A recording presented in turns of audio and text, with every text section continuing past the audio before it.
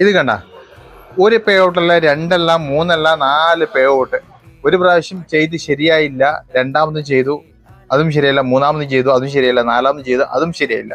ഇങ്ങനെ നമ്മൾ കണ്ടിന്യൂ പേ ഔട്ടിൽ തന്നെ പലതരത്തിലുള്ള പേരും അഡ്രസ്സും ഡീറ്റെയിൽസ് ഒക്കെ മാറ്റി കൊടുക്കുമ്പോൾ ഈ മെറ്റ ടീമിന് തന്നെ അവർക്ക് സംശയമാവും, ഇത് ശരിയായിട്ടുള്ള അക്കൗണ്ട് ഓണർ തന്നെയാണോ അല്ലെങ്കിൽ ഹാക്കർമാരാണോ എന്നുള്ള ധാരണയിൽ അവിടെ നിങ്ങളുടെ പേ ഔട്ട് റെസ്ട്രിക്ഷൻ ആക്കി വെക്കും. പിന്നീട് നമ്മളുടെ ഡോക്യുമെൻ്റ് ഒക്കെ അപ്ലോഡ് ചെയ്ത് അവർ വെരിഫൈ ചെയ്തതിന് ശേഷം നമുക്ക് പിന്നീട് അവിടെ വീണ്ടും പേ ഔട്ട് ചെയ്യാനുള്ള ഓപ്ഷൻ ലഭിക്കാറുള്ളത്. ഇങ്ങനെ ഒരുപാട് പേർക്ക് ഈ ഇഷ്യൂ ആയിട്ട് വന്നിട്ടുണ്ട്.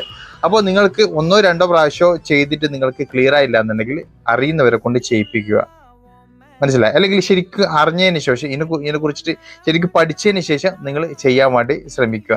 നമ്മൾക്കിത് തെറ്റിക്കഴിഞ്ഞാൽ രണ്ടാമത് ശരിയാക്കി എടുക്കാൻ നല്ല ബുദ്ധിമുട്ടാണ്. പിന്നെ വെരിഫൈഡ് ഡോക്യുമെന്റ് നമുക്ക് വന്നു കഴിഞ്ഞാൽ അതിൽ നമ്മൾ ഡോക്യുമെന്റ് ഒക്കെ അപ്ലോഡ് ചെയ്തിട്ട് അത് സക്സസ് ആക്കി എടുക്കാനും നല്ല ബുദ്ധിമുട്ടാണ്.